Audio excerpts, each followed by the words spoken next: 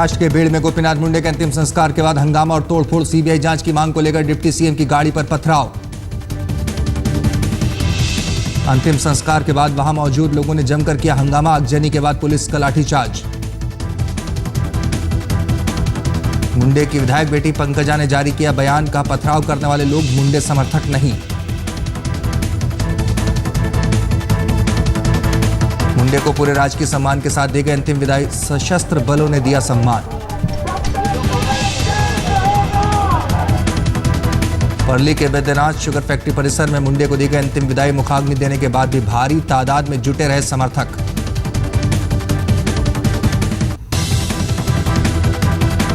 परली में श्रद्धांजलि में शामिल होने आए लोगों के हाथों में मुंडे का पोस्टर। परली में घर घर में लोकप्रिय थे मुंडे। मुंडे के अंतिम संस्कार में लोगों के शामिल होने के लिए रेलवे ने चलाई स्पेशल ट्रेन। बीड़ जाने तक की व्यवस्था।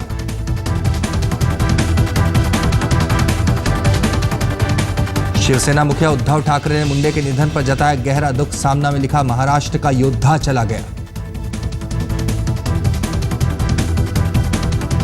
सामना में उद्धव ने लिखा, गोपीनाथ कभी निराश नहीं होते थे, शिव सैनिकों को भी अपने से ही लगते थे।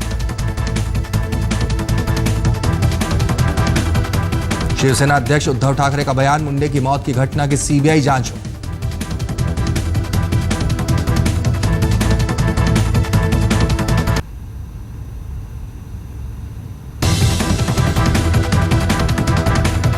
फेसबुक पर शिवाजी और बाल ठाकरे की आपत्तिजनक तस्वीर लगाने पर पुणे के एक इंजीनियर की पीट कर हत्या।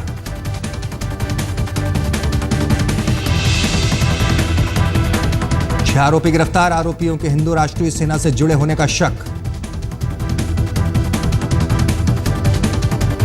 मुंबई की कैंपाकोला सोसाइटी में कुछ परिवारों ने शुरू किया खाली करना फ्लैट। सुप्रीम कोर्ट ने नहीं दी राहत।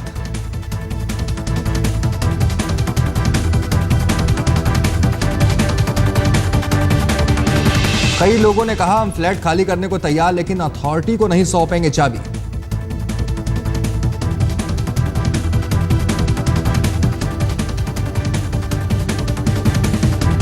लोग अपने रिश्तेदारों और दोस्तों क्या हो रहे हैं शिफ्ट पर, मन में कहीं ना कहीं अपने फ्लैट वापस लौटने की उम्मीद।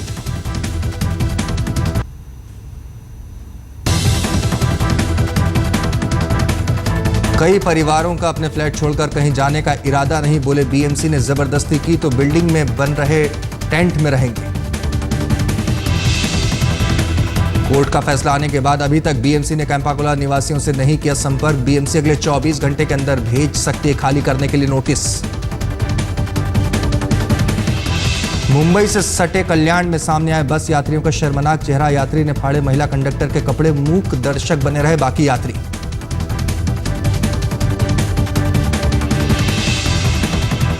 कल्याण से पनवेल जा रही है एसटी की बस में एक आदमी आगे के दरवाजे से घुस रहा था, जिस पर महिला कंडक्टर ने टोका तो आरोपी अखिलेश ने उसे पीटना शुरू कर दिया।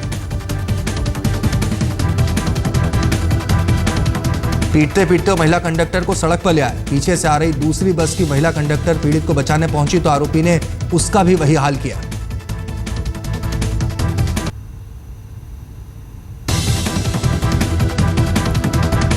सड़क पर कुछ लोगों ने आरोपी अखिलेश को पकड़कर मानपाड़ा पुलिस के हवाले किया। पुलिस ने अखिलेश के खिलाफ मामला दर्ज कर लिया है। दोनों ही महिला कंडक्टर अपने साथ हुई घटना और लोगों के मूक दर्शक बने रहकर तमाशा देखने से सकते में है।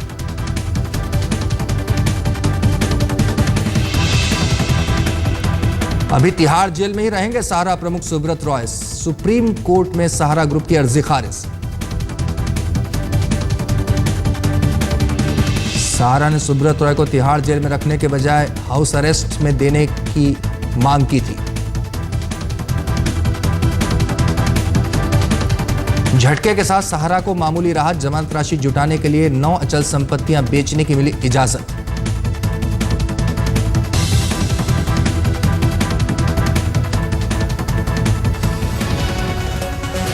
नमस्कार, मैं हूं भुवनेश सिंह और आप देख रहे हैं मुंबई मेट्रो। गोपीनाथ मुंडे आज पंचतत्व में विलीन हो गए। उनकी बड़ी बेटी पंकजा ने उन्हें मुखाग्नि दी। परली गांव में भारी जन सैलाब के बीच जब भावनाएं हिलोरे ले रही थी, तब पंकजा ने अपने पिता का अंतिम संस्कार किया।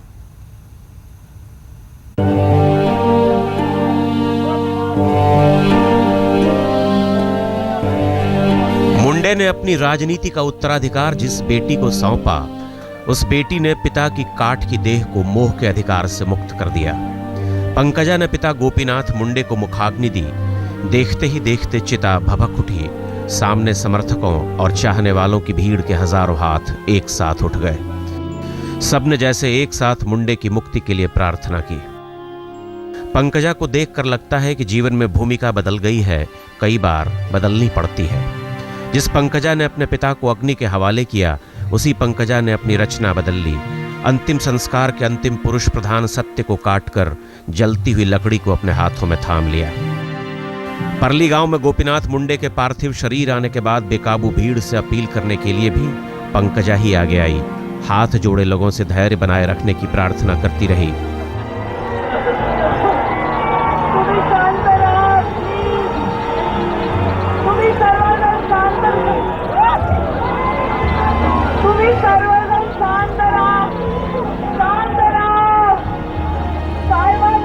गोपीनाथ मुंडे के निधन की खबर मिलने के बाद दिल्ली से लेकर लातूर के परली तक पंकजा आगे रही।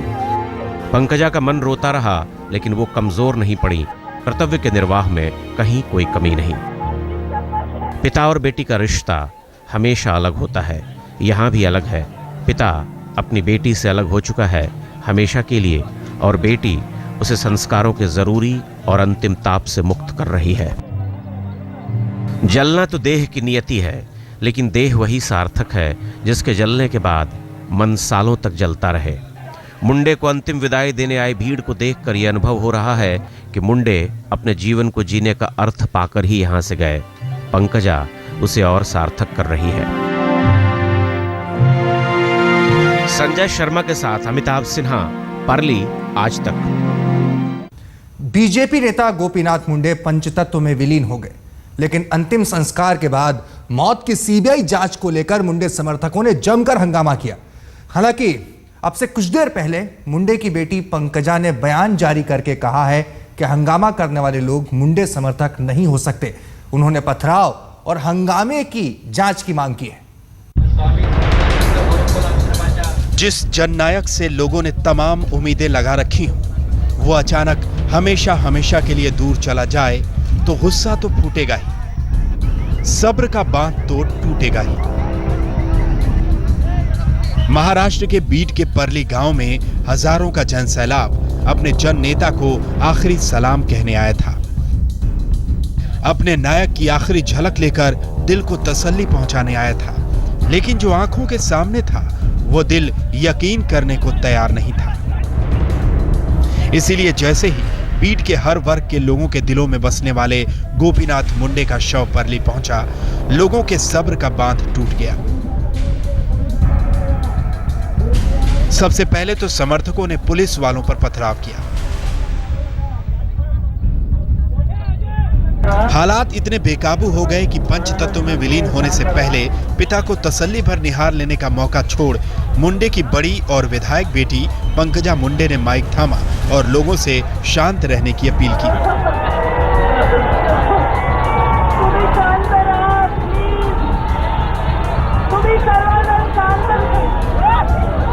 पंकजा का गला बैठ रहा था।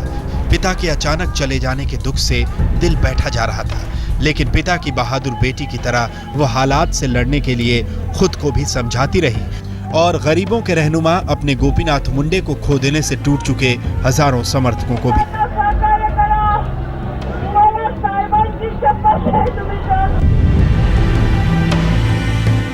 गुस्से और मायूसी के बीच ही हजारों लोगों ने गोपीनाथ मुंडे का आखिरी दर्शन किया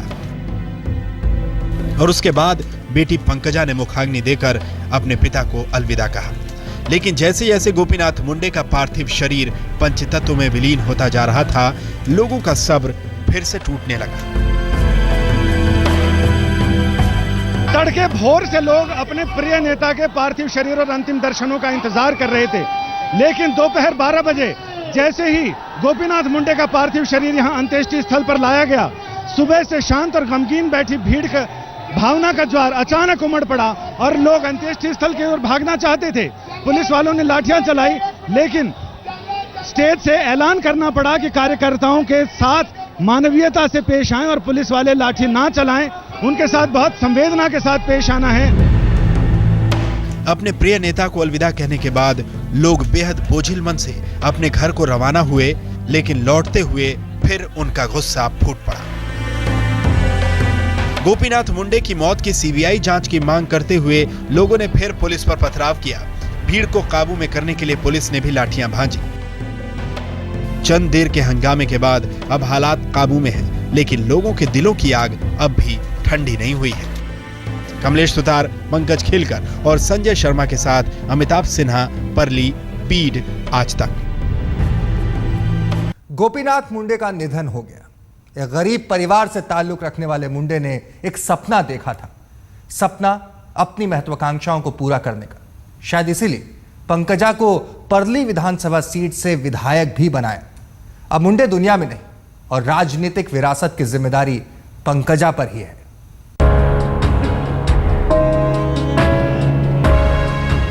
महाराष्ट्र की राजनीति के दिग्गज गोपीनाथ मुंडे की मौत के बाद उनकी राजनीतिक विरासत बड़ी बेटी पंकजा को ही संभालनी है, ये भी लगभग तय है। पिता गोपीनाथ मुंडे का भी सपना था कि पंकजा गरीब किसानों और मराठवाड़ा के लोगों की दिक्कतों को समझे और अपनी राजनीतिक सूझबूझ से शिखर पर पहुंचे।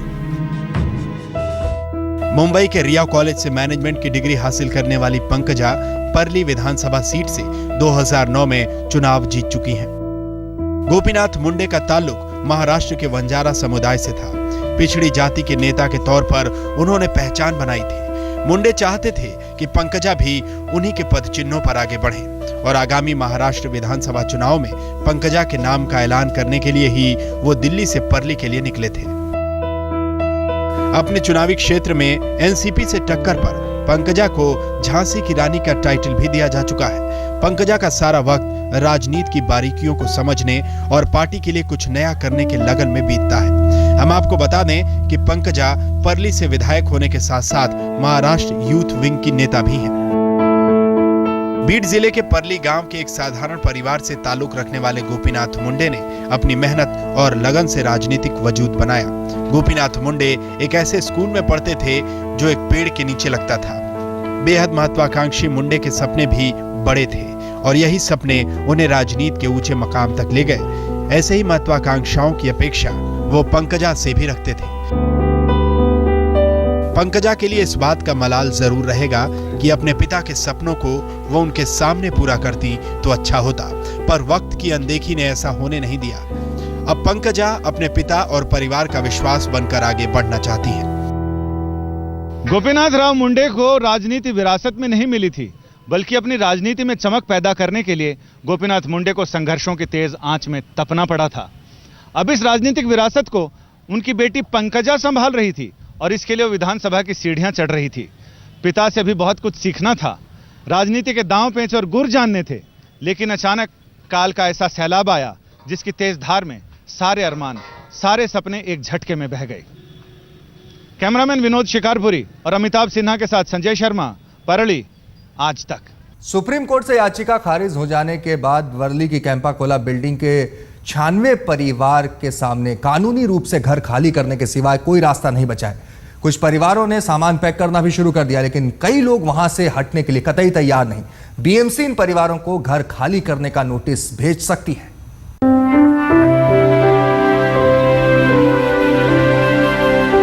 सुप्रीम कोर्ट में याचिका खारिज हो जाने के बाद वर्ली की कैंपा कोला बिल्डिंग में मातम पसरा हुआ है। कुछ लोगों ने बुझे मन से अपना सामान पैक करना शुरू कर दिया है। कुछ रिश्तेदारों के यहाँ तो कुछ दोस्तों के यहाँ रहने के लिए जा रहे हैं। मुंबई की कैंपा कोला बिल्डिंग में रहने वाले लोगों के लिए मुसीबत बढ़ गई है, क्योंकि मॉनसून शुरू हो गया है, बारिश शुरू हो गई है। इस वक्त हम कैंपा कोला प्रीमाइसेस में हैं, जहां आप देख सकते हैं ऑर्किड नाम की जो बिल्डिंग है, उसके जो मेन दरवाजा है, जो लिफ्ट का एरिया है लॉबी का, वहां पूरा सामान रखा हुआ है। नीचे इंतजार हो रहा है कि कोई अगर कार आती है या फिर कोई भी अगर टेम्पो या ट्रक आता है तो उसमें सामान भर के किसी भी ऐसी जगह पे ले जाए जहां टेम्परेरी उनकी व्यवस्था की गई हो या फिर वो परमानेंटली शिफ्ट होना चाहते हैं। 65 साल के मोहम्मद इलियास तो पिछले साल से ही डोंगरी में शिफ्ट हो चुके हैं। उनके फ्लैट में नाम मात्र का सामान बचा है, लेकिन बीएमसी को अपने फ्लैट की चाबी देने के लिए वो किसी भी कीमत पर तैयार नहीं है। हम तो 87 में जगह लिया, जब भी मैं जवान था, 41 एज था मेरा। अभी मैं रिटायरमेंट हो गया, 67 एज हो गया, मैं जाएगा कहाँ पे अभी? अभी मेरे में पैसा भी नहीं, कुछ भी हो जाए चाबी नहीं। चाबी तो बिल्कुल नहीं जाएगा। मरना है तो यहाँ भी मर जाएगा, कोई बांधा नहीं है। वो म्यूनसिपालिटी फिर हमको हमारा सोनापुर कॉर्पोरेशन में लेके जाएगा, ठीक है, लेकिन हम यहाँ से बिल्कुल हटेगा भी नहीं और चाबी भी नहीं दूंगा। कई परिवारों ने ठान लिया है कि वो अपना घर छोड़कर कहीं बाहर रहने नहीं जाएंगे। अगर अपने घर से उन्हें जबरदस्ती निकाला जाता है तो वो बिल्डिंग के नीचे लग रहे टेंट में रहेंगे। Most of us still don't have an alternate place to go to, so we're having tents made in the compound, and people will move once BMC does ask us to vacate or they forcefully evict us from our houses. We'll move down to the tents and stay there because we really don't have an alternate to go to. सूत्रों की माने तो Campa Cola निवासियों को घर खाली करने के लिए बीएमसी अगले 24 घंटे में एक नोटिस भेजेगी। साथ ही फ्लैट तोड़े जाने के लिए टेंडर निकाले जाएंगे। इस बार भी अगर कोई ठेकेदार सामने नहीं आता है तो बीएमसी कर्मचारी खुद ये जिम्मेदारी उठाएंगे। जरूरत पड़ने पर फ्लैट खाली करवाने के लिए पुलिस की मदद भी ली जाएगी। वीरेंद्र सिंह गुनावत, मुंबई, आज तक।